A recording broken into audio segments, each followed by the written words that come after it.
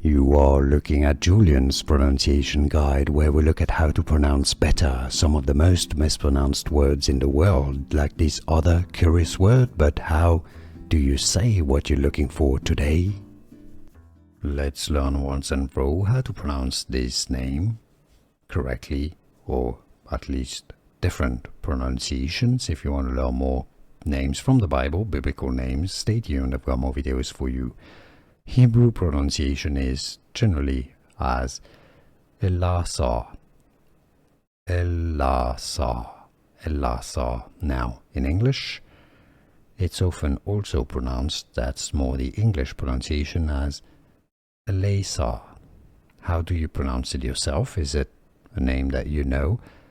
Ellasar, Hebrew pronunciation, or Ellasar, English? Here are more videos on how to pronounce more confusing words and names too many mispronounced. Like this video if you found it useful. I appreciate your support. I'll see you soon and thanks for watching.